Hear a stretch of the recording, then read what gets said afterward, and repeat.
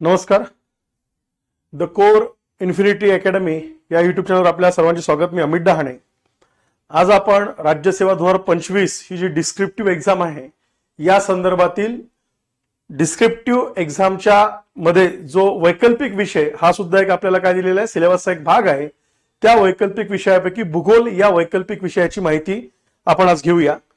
Optional geography ज्याला आपण म्हणतो, आणि आपल्याला माहित आहे की या 500 मार्काचा वेटेज असणारा वैकल्पिक विषय डिस्क्रिप्टिव्ह पॅटर्न मध्ये जो आयोग 2025 पासून लागू करेल असं आपल्याला वाटतंय. त्या संदर्भात जी आपण तयारी आपल्या युट्यूबच्या माध्यमातून स्टार्ट केली, आपल्या प्लॅटफॉर्मच्या माध्यमातून स्टार्ट केली आहे, त्या संदर्भातला हा ऑप्शनलचा लेक्चर आहे. हा लेक्चर किंवा हा तुम्ही व्हिडिओच्या संदर्भात असणारा लेक्चर, याच्यामध्ये आपण भूगोल हा विषय वैकल्पिक विषय म्हणून का, भूगोल हा जीएस मधला आणि मग वैकल्पिक विषयातला भूगोल हा कसा काय, कुठला भाग यातला कॉमन आहे, आणि त्याच्या आधारे जर मी भूगोल हा विषय निवडला ऑप्शनल म्हणून तर मला काय किती मार्कांचा मेन्सच्या संदर्भातला, प्रीमध्ये 15 मार्कांचा ऑटोमॅटिक तो असणारच आहे जीएस मधल्या प्रीचा. ओके, पण एकूण मुख्यमध्ये किती मार्क माझे कव्हर होऊ शकतात त्या संदर्भातनं आजच्या या लेक्चर मधनं काय करूया, आपण माहिती घेऊया. मग चला, मी परत सर्वांचं आपलं स्वागत करतो. आपल्याला भूगोल या ऑप्शनल विषयाची काय माहिती समजून घ्यायची आहे डिस्क्रिप्टिव्ह पॅटर्ननी. फक्त तेवढंच मी सांगेल की आता आपले जे शेड्यूल्स आहेत कुठले लेक्चरचे, ह्या लेक्चरचे शेड्यूल तुम्ही बघतात, त्याच्यामध्ये PSIR, त्यानंतर भूगोल, त्याच्यानंतर इतिहास, या तिन्ही विषयांच्या वैकल्पिक विषय तिन्ही याचा काय काय स्कोप आहे तो आपण समजून घेणार आहेत.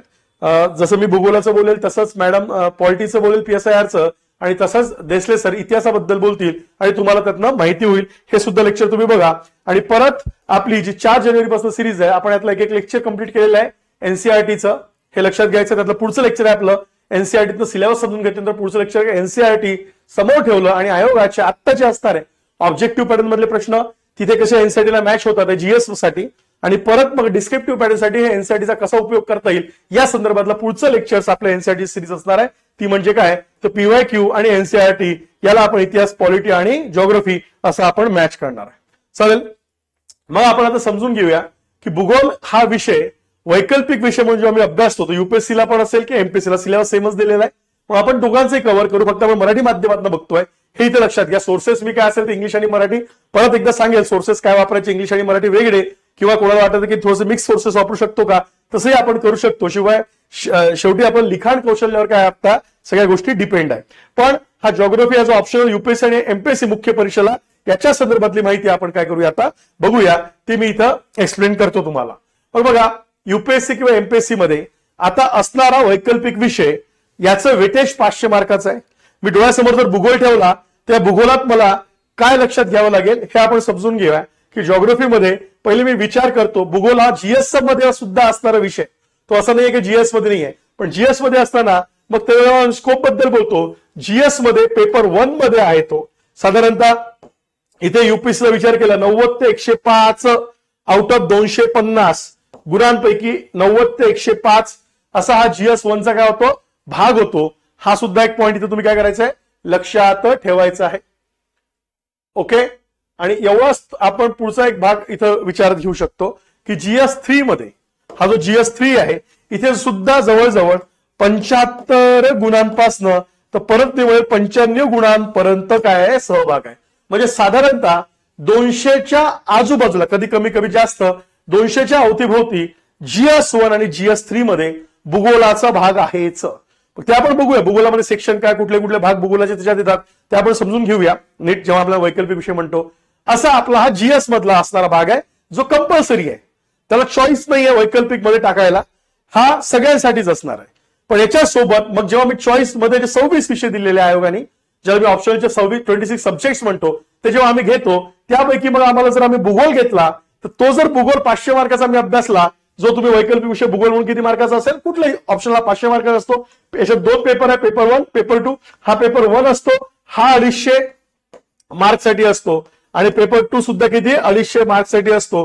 आपण जे पहिले सगळी अभ्यास सिलेबस आपल्याला समजून घेतलेला आहे, सिलेबस मध्ये आपण जी परीक्षा पद्धती समजून घेतली आहे, आणि परीक्षा पद्धती सिलेबस मध्ये आपण जे मार्कांचं असणारं बायफर्केशन बघितलं तर आपण एक्सप्लेन केलं होतं. त्यासाठी आपण हे म्हणतोय की लक्षात घ्यायचं किती 250चे 2 पेपर म्हणजे 500.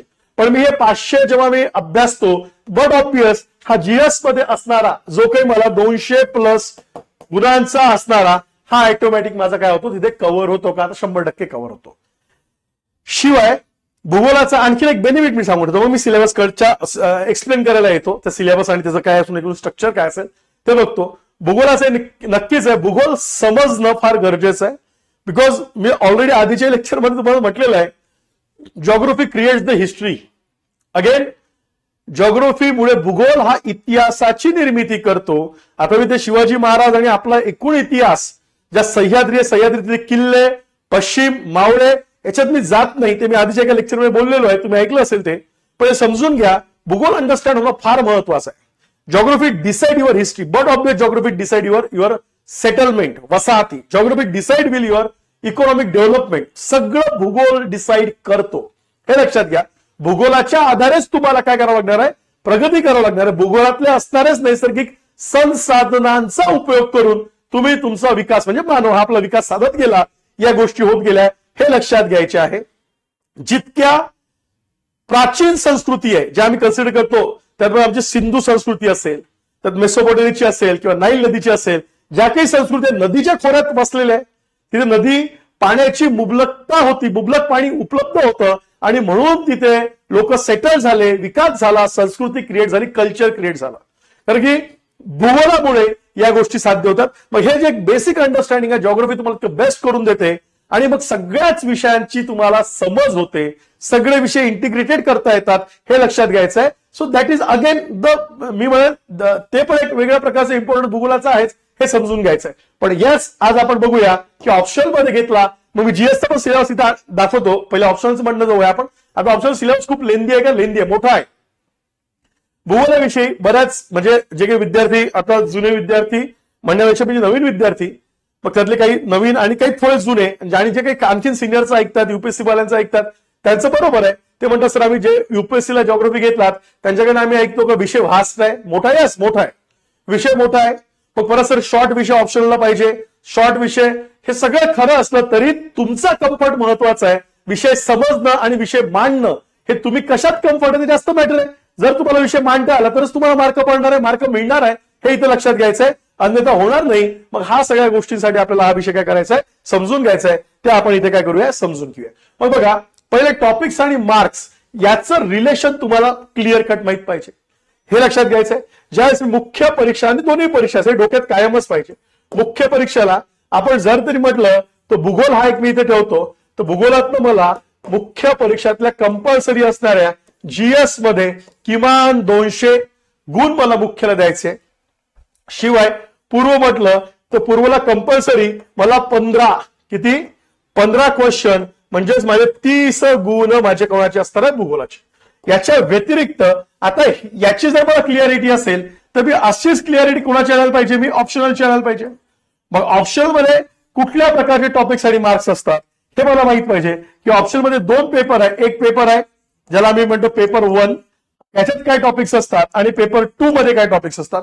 पेपर 1 मध्ये साधारणतः पेपर 1 मध्ये सेक्शन ए आहे, याच्यात 5 टॉपिक. सेक्शन बी आहे, याच्यात महत्वाचे मोठे 5 टॉपिक, त्याच्या आणखी सब टॉपिक्स वेगळे होतात. आणि इथं पूर्ण इथं सेक्शन ए सेक्शन बी करत नाही. इथं ऑलमोस्ट 1 to 10 असे टॉपिक्स काय करायला लागतात? आपल्या 10 टॉपिक्स इथं कव्हर करायला लागतात. आणि त्या टॉपिक्स वाईज मार्कांचं कॅल्क्युलेशन क्लिअर असणं गरजेचं आहे. आता तुमची माझी अडचण, आपल्यावर सर्वात मोठ्या मर्यादा काय आहे? आपल्यासमोर असणाऱ्या महत्वाच्या मर्यादा आहे की आतापर्यंत आयोगाने 2011च्या आधी आयोगाचा जो पॅटर्न होता एमपीएससीचा, याच्यात जी मार्किंग सिस्टीम होती ती प्रचंड वेगळी होती, शॉर्ट होती. 5-5, 10-10 मार्काला आयोगाने बरेच प्रश्न विचारलेले आहे. जर मी आता युपीएससीचा हाताशी पेपर घेतला आणि युपीएससीच्या आधारे मी पुढचा विचार करतोय एमपीएससी आणि एमपीएससी मधल्या ऑप्शनलचा, तर युपीएससी मध्ये क्लिअर कट मार्कांचं बायफर्केशन थोडंसं दिलेलं आहे, पण ते वेगळं आहे. पण आता आयोग ऍज इट इज युपीएससी धर्तीवर आमचा कॉपी पेस्ट केला सिलेबस आयोगाने दिलेला आहे आणि आयोगाने जो कॉपी पेस्ट दिलेला सिलेबस आहे याच आधारे आयोग प्रश्नांची आखणी करेल का हे माहित नाहीये. आम्ही परत बऱ्याच लेक्चरमध्ये म्हटलं की आमच्याला आयोगाकडून अपेक्षित आहे एक त्यावेळी पूर्ण क्लिअरिटी द्यावी. 2025 पासून सिलेबस लागू होतोय, परत एकदा आयोगाने रिवाइज करावं होतोय की नाही होतोय.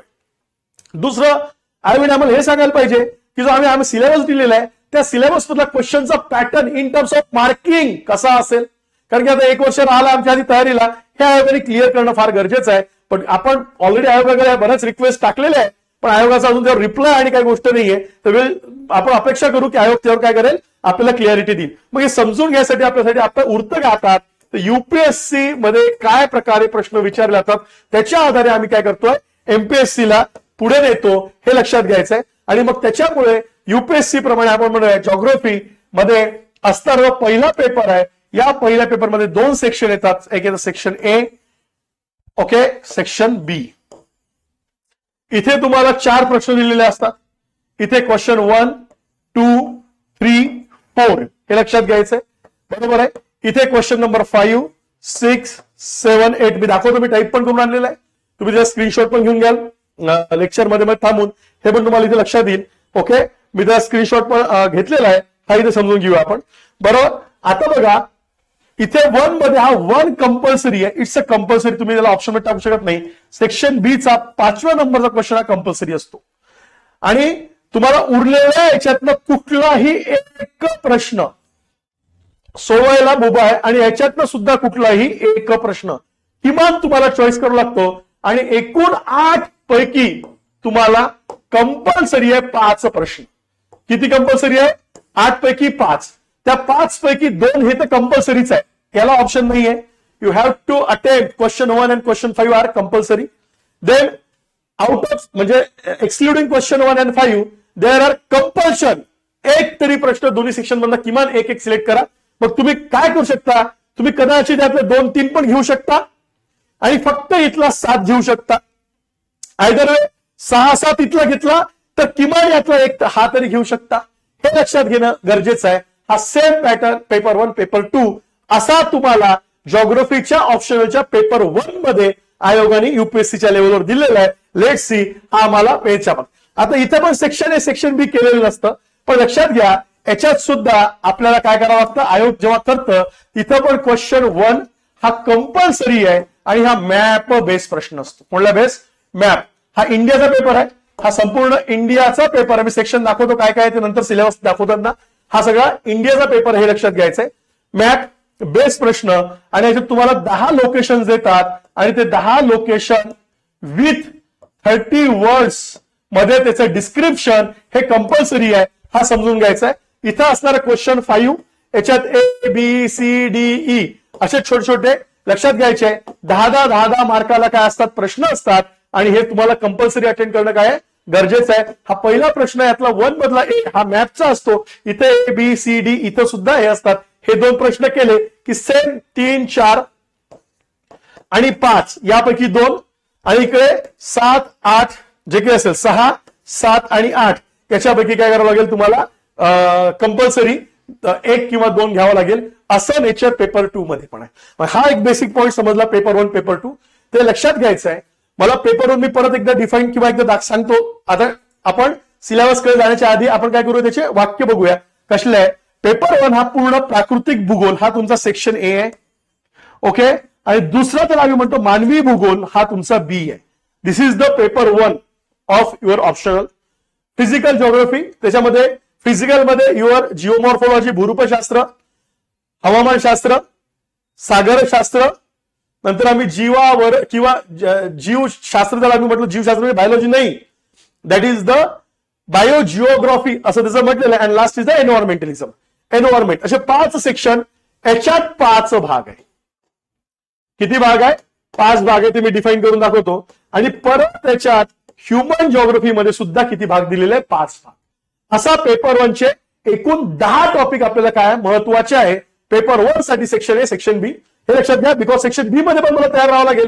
मला एक तर प्रश्न कंपल्सरी सेक्शन बी चा उचलू लागतो, सेक्शन ए चा कंपल्सरी उचलू लागतो. आणि जर मी युपीएससीचं अनालिसिस करतो, तर मी सगळं अनालिसिस आणलेलं आहे, पण मी हळूहळू पुढच्या लेक्चरमध्ये टप्प्याटप्प्याने तुमच्या काय करेल, मांडणी करेल त्या अनालिसिसची, की आपण ते कसं बघत गेलं पाहिजे, कसं बघितलं पाहिजे, ओके. आणि डिटेल देईल, डोंट बॉदर, मी सगळं डिटेलिंग करून देईल. तुम्हाला युपीएससी धर्तीवरच करायचं आहे.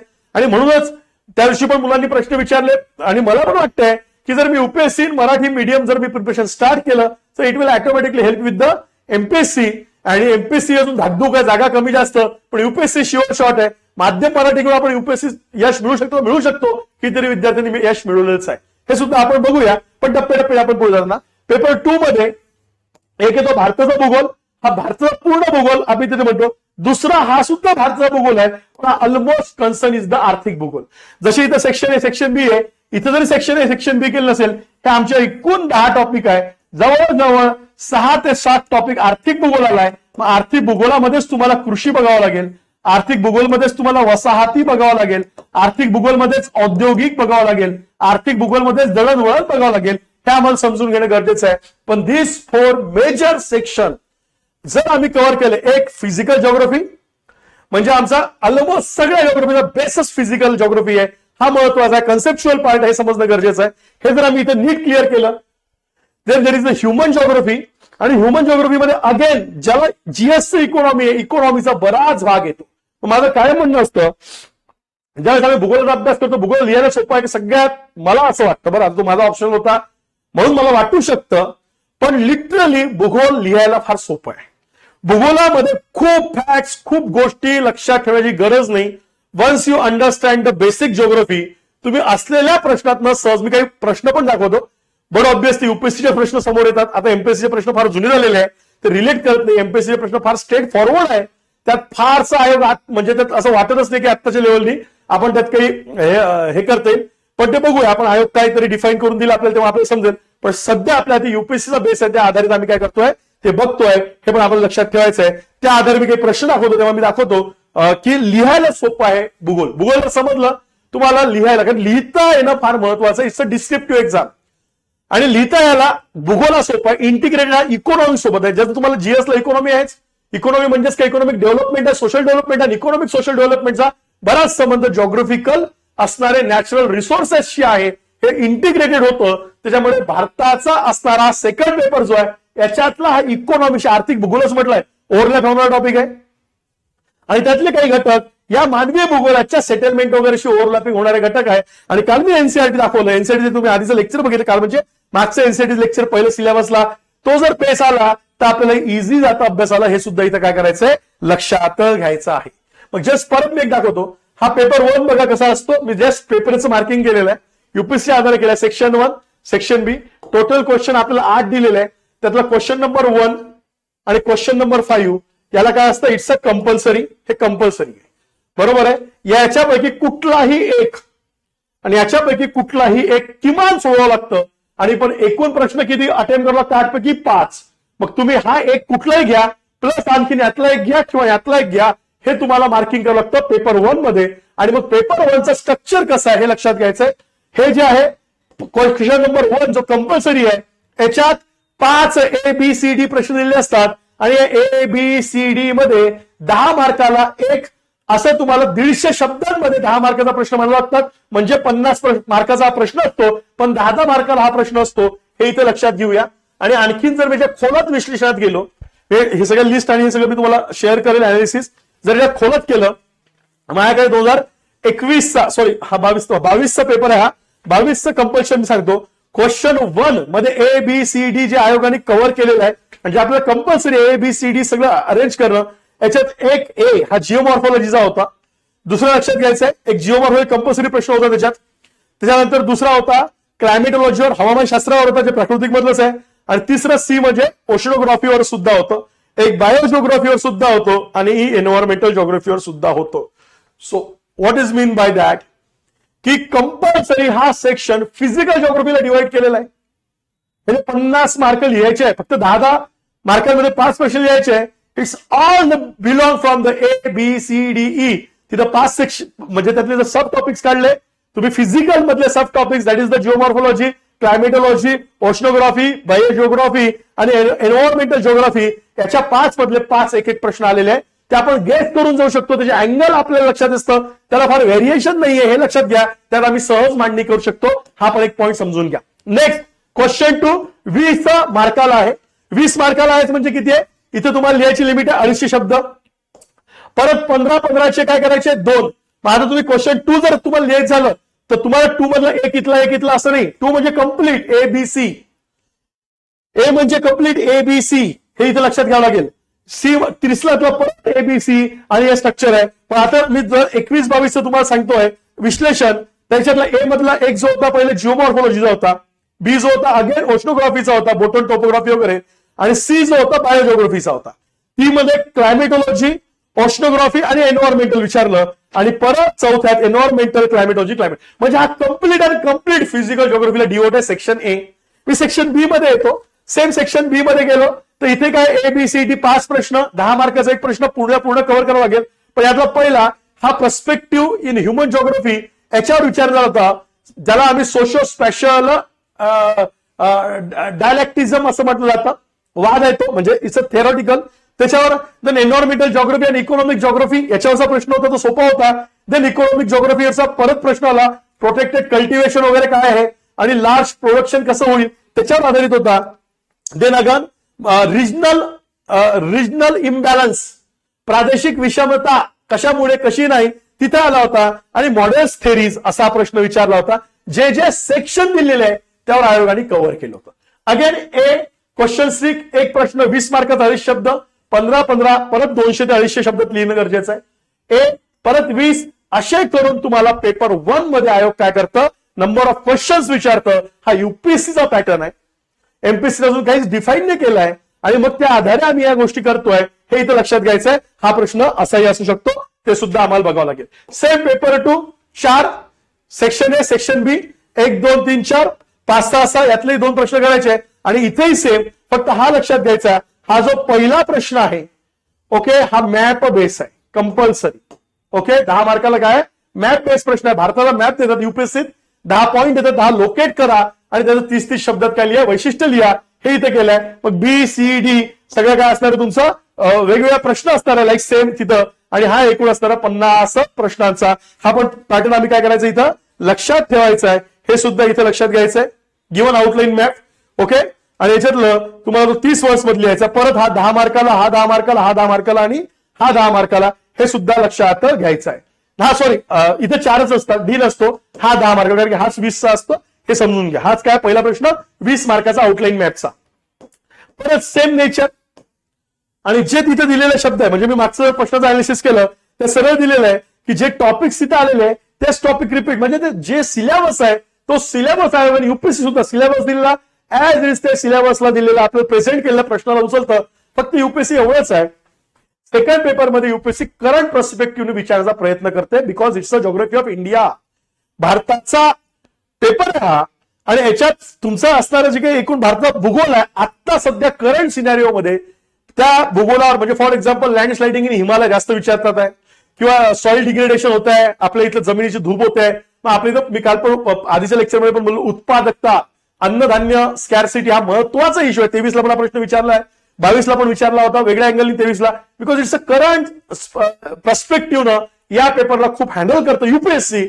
होप सो एमपीएससी पण त्याला फॉलो करेल. एमपीएससी कदाचित महाराष्ट्र टाकेल आणि महाराष्ट्र अँगलनी काय करावं लागेल त्यांना विचारावं लागेल, हे लक्षात घ्यायचंय. पण हे नेचर हा प्रश्न 5वा कंपल्सरी, हा सेक्शन बीचं नेचर आहे, हे इथं समजून घ्यायचंय. ओके, याची पीडीएफ तुम्ही स्क्रीनशॉट करायचंय आणि तुम्हाला हे समजा. आता मी टॉपिक्स काय तो सिलेबस काय दिला, आता सिलेबस मी आणखीन खोलात जात नाही. आपण आज पहिल्या लेक्चरमध्ये फक्त हेडिंग बघूया काय सिलेबस आहे.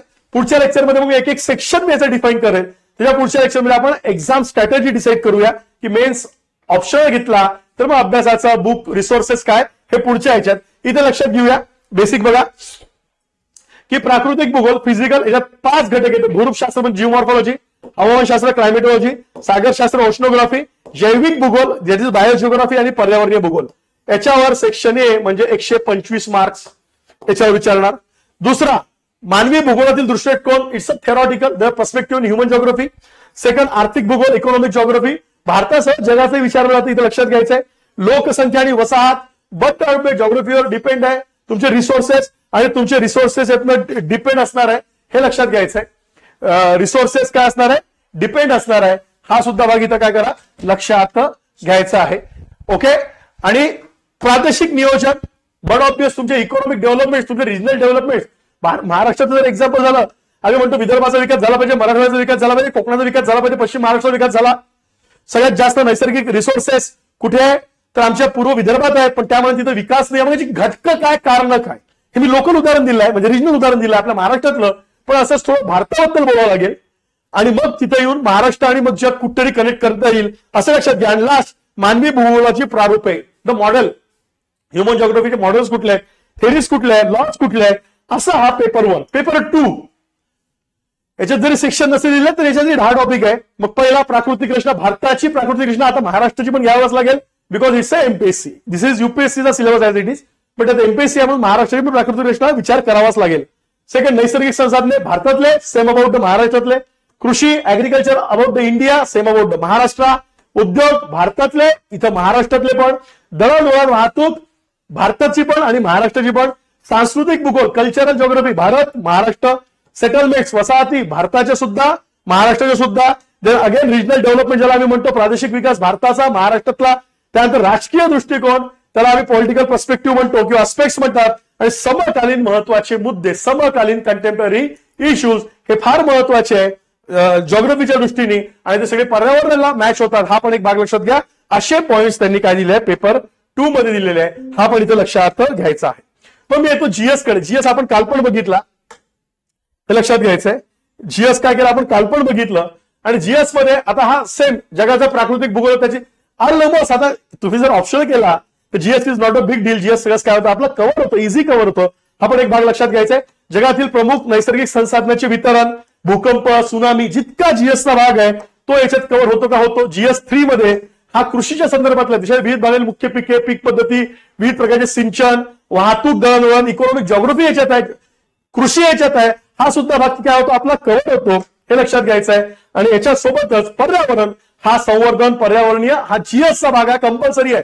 पेपर 1 आणि पेपर 3 हा सगळा सिलेबस या ऑप्शन मध्ये कव्हर होतो, हे सुद्धा लक्षात घ्यायचं आहे. आणि मग मी इथं केलेलं आहे की GS1 GS2 मिळून 250-275 साधारणतः हे जास्त जुनं मार्किंग आहे. 200+ गुण जे तुम्हाला एकूण जीएसला किती आहे, GS1 GS2 GS3 4 असं केलं तर आपल्याला एकूण किती 1000 गुण असं मी मिळेल. त्याच्यात या 1000 पैकी 200+ याच्यातनं आपल्या ऑप्शन मधनं कव्हर होतं. भूगोल होतं, कृषी अर्थशास्त्र, कृषी पर्यावरण हे घटक तिथनं काय होतात कव्हर होतात. आणि म्हणून वैकल्पिक विषय आणि सिलेबस नीट बघावा लागणार आहे. कुठं मॅच होतं कुठं मॅच होत नाही हा सुद्धा भाग इथं लक्षात घ्या. मग मी येतो प्रश्नांकडे. प्रश्न काय असणार आहे, आता युपीएससीचे प्रश्न आहे.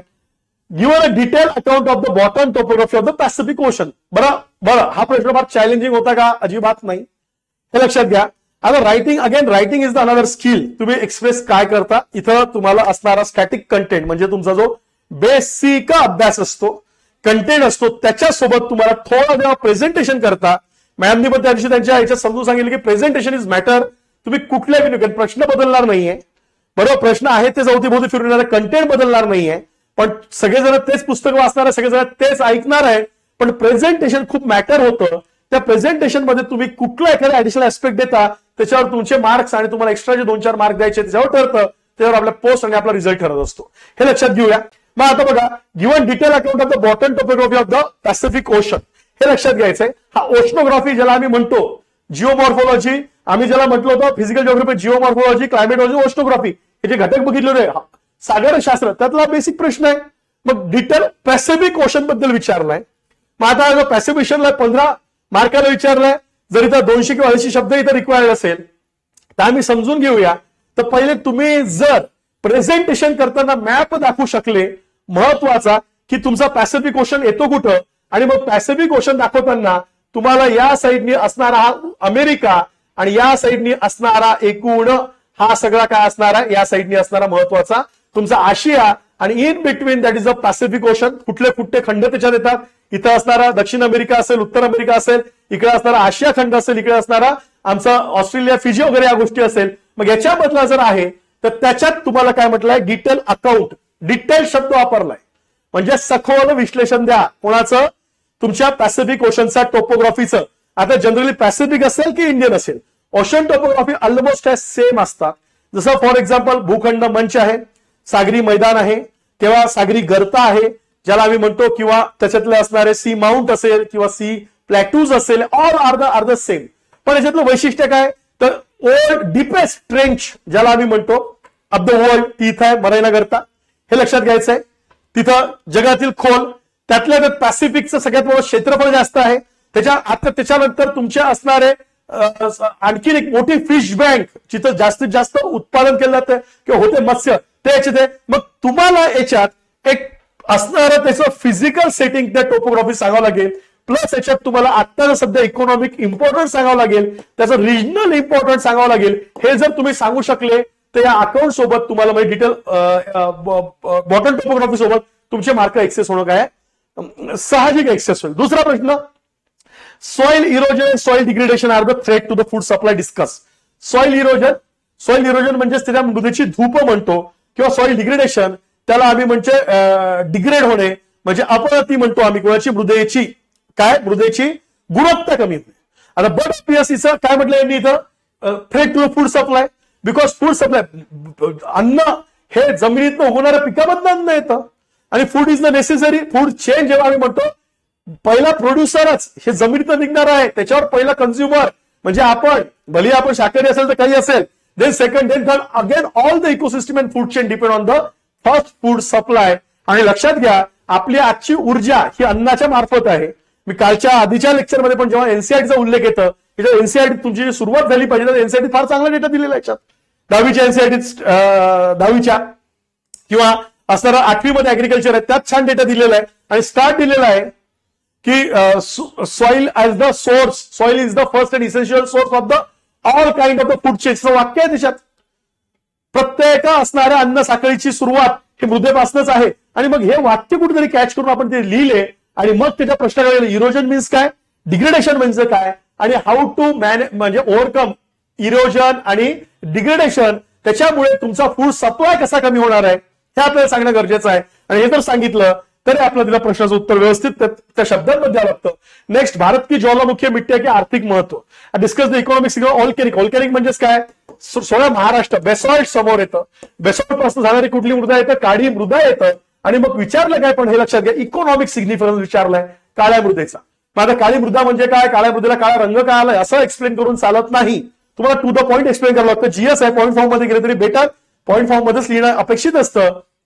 ह्याच्यात पण आम्हाला सांगावं लागतं की लक्षात घ्यायचंय ऑल्कॅनिक इरप्शन जेव्हा झालं त्यावेळेस जी की मृदा बेसॉल्टचं कन्व्हर्जन कशात झालंय, इरोजन होऊन ते मृदेमध्ये झालं आणि त्याच्यामुळे टिटॅनिफरस मॅग्नेटाइट असणारी काळी मृदा. पण काळ्या मृदेमधले तुम्हाला जीवनसत्व सांगावं लागेल की ती पिकास कशी अयोग्य आहे. दुसरं, ही मृदा अशी आहे ज्या भागात कमी पर्जन्यामध्ये याच्यात चांगले पीक येतात. महत्वाचे पीक मग ज्वारी असेल, गहू असेल, तांदूळ असेल, ऊस असेल जे प्रामुख्याने म्हणजे फूड क्रॉप्स इथे होतात.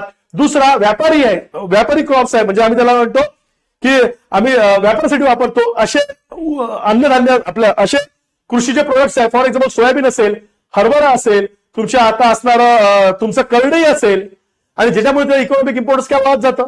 शिवाय याच्यामधले असणारे खनिजे हे पण काय करतं इकॉनॉमिक इम्पॉर्टन्स देतं. आणि मग असणारा एकूण हा जो भाग आहे डेक्कन प्लॅटू आणि या भाग याचं महत्व काय आहे. ऑलमोस्ट याच्यात रोजगार उपलब्ध झालेला आहे. मोस्ट ऑफ द आमचे आजही more than 54% population directly indirectly engage in the agriculture of India.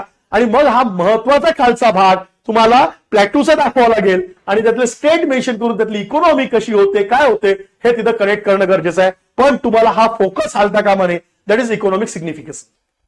मग असे प्रश्न तिथे विचारले जातात. अगेन हा कॉन्टेम्पररीला धरून विचारलाय. Landslide is a major problem in the Himalaya region, discussion causes and mitigation. The काय म्हणतात त्यांनी सांगितलंय लँडस्लाइड इज मोठा प्रॉब्लेम आहे. करेक्ट आहे. डिस्कस द कॉजेस, पहिले कारण डिस्कस करा म्हणतात. मग कारणामध्ये तुम्हाला पहिले प्राकृतिक कारण सांगावं लागेल की हिमालय हा अनस्टेबल आहे. हिमालय थांबलेलाच कुठं आहे, हा प्लेट्सवर आहे. इंडियन प्लेट्स आणि युरोशियन प्लेट्सच्या मध्ये तो Himalaya that is the unstable but by geologically that is the unstable. एक दुसरं तिथं असणारा जो खडक आहे हा स्तरित स्वरूपाचा आहे. त्याच्यामुळे मोठ्या प्रमाणात तिथल्या नद्या आहे, त्या नद्या तिथलं भूस्खलन घडून येतात आणि आता पण झाली आहे आपल्या इथं हिमाचलमध्ये आणि आता उत्तराखंडमध्ये. ज्यावेळेस आता जुलैमध्ये पाऊस झाला, लँडस्लाइड झालेले आहेत, वाढलेले आहेत. तर दुसरं कारण तुम्ही काय करताय, विकास करताय. विकास नावाखाली तुम्ही काय करताय, रोड एक्सटेन्शनसाठी डेव्हलपमेंटसाठी हिमालय खोदत नेतात आहे आणि तो हिमालय खोदता तो त्याचा जो ढाचा आहे तो अस्थिर होत आहे. मग त्याच्यात इकॉनॉमिक डेव्हलपमेंट आला पाहिजे, रोड डेव्हलपमेंट आला पाहिजे, हायड्रोइलेक्ट्रिसिटी पॉवर प्लांट. कारण की त्या साईडला ऊर्जा जर आम्हाला तिथं वीज पोहोचवायची, खाल्लं वीज तयार करायची, परत कोळशातनं करायची, ते वर तयार करत नाहीची. तिथं 12 महिने नद्या आहेत, त्यांच्या पाण्या आहे, पाण्याचा फ्लो आहे. मग त्या फ्लोचा वापर करून हायड्रोइलेक्ट्रिसिटी पॉवर प्लांट आपण तिथं जास्त प्रमाणात वीज निर्माण करून तिकडली गरज भागू शकतो. त्याच्यासाठी आम्ही मोठमोठे हायड्रोइलेक्ट्रिसिटी पॉवर प्लांट उभे करतोय. पण हायड्रोइलेक्ट्रिसिटी पॉवर प्लांट उभे करताना आम्ही खोदत नेतोय, हिमालय अस्थिर होतोय. मग तुम्हाला आपले डेव्हलपमेंट काय कॉजेस, मग कॉजेस मध्ये तुम्हाला नॅचरल भौगोलिक कारण, नैसर्गिक कारण कुठले, मानव निर्मित कारण कुठले असं एक्सप्लेन करावं लागेल. आणि आता जर हे कमी करायचं असेल तर मग तुम्हाला त्याच्यावर काय उपाय आहे हे उपाय सुचवा लागेल. अशा स्वरूपाने आपल्याला इथं मांडणी करायची असतं, हे सुद्धा लक्षात घ्या. Discuss the problem cloud burst.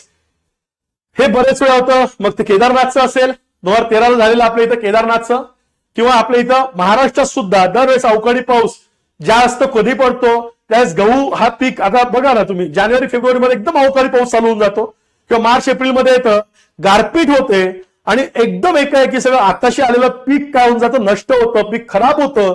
मग शेतकरी जे शेती डिपेंड आहे आपली तिथे आणखीन मोठं नुकसान होतं. हे कॉजेस काय आहे, बरोबर आहे. याच्यात दिला cloud burst he giving the suitable examples आहेत. मग त्यामुळे तुम्हाला जुना केदारनाथचा उल्लेख असेल, आता रिसेंटचे काही उल्लेख तुम्हाला करावा लागेल.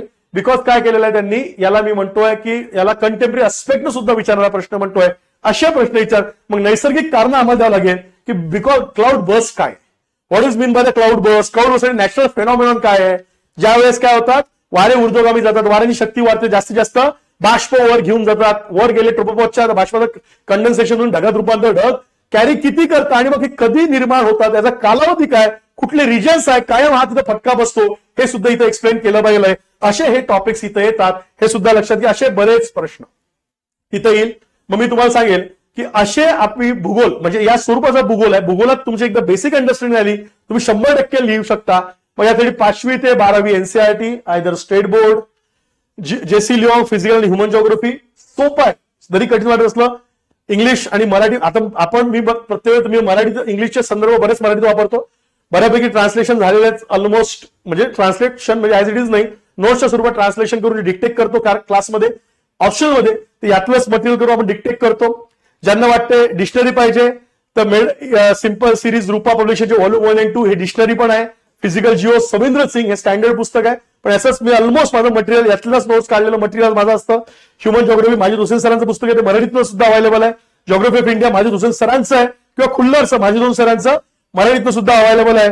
मॉडेल्स अँड थ्रीसाठी माजिद हुसेन सर अगेन मराठीत अवेलेबल आहे. के सागरचं जिओग्राफी बाय के सिद्धार्थ हे तुम्हाला मॅपिंगसाठी उपयोगाचं पडेल. आणि ऍग्री करंट अफेअरसाठीच असणारं विशाल पब्लिशरचं पुस्तक येतं, कारण की आपल्याला कंटेम्पररी तिथे दाखवं लागतं. तर इन शॉर्ट मी तुम्हाला या गोष्टी इथे काय केला एक्सप्लेन करायचा प्रयत्न केला.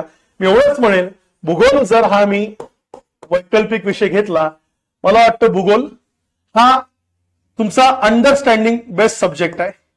काय अंडरस्टँडिंग बेस्ड सब्जेक्ट आहे. Once you understand the subject तुम्हाला लिहायला सोपं आहे, फार डेटा कॅरी. परत इकॉनॉमीला ओव्हरलॅप आहे. इकॉनॉमी जसे आम्ही जीएस मध्ये वाचणार आहे त्याच्यामुळं याचं कॉम्बिनेशन तुम्हाला सहज शक्य आहे ऑप्शनलचा सेकंड पेपर कॅरी करायला. बरोबर करंट तसे आपल्याला जीएस साठी वाचायला लागणार आहे. करंट आणि इथं लिहायला फार कठीण नाही. हे सगळ्या गोष्टी आता मी युपीएससी प्रश्न दाखवले, ओके. आणि एमपीएससीचे आणखीन थोडेसे स्ट्रेट फॉरवर्ड असू शकतात, कारण की आधी एमपीएससीचा इतिहास बघतोय, स्ट्रेट फॉरवर्ड क्वेश्चन बरेच होते. मग त्या आधारे आम्ही इथं ही तयारी करू शकतो. म्हणजे आजचं पहिलं लेक्चर आहे. उद्या पुढच्या लेक्चरमध्ये मी लाईव्ह मध्ये बोलू. वेळ कमी होता म्हणून मी रेकॉर्डेड लेक्चर तुम्हाला युट्यूबवर घेतोय पहिलं. पण दुसऱ्या लेक्चरमध्ये एक सेक्शन मी डिफाईन करेल.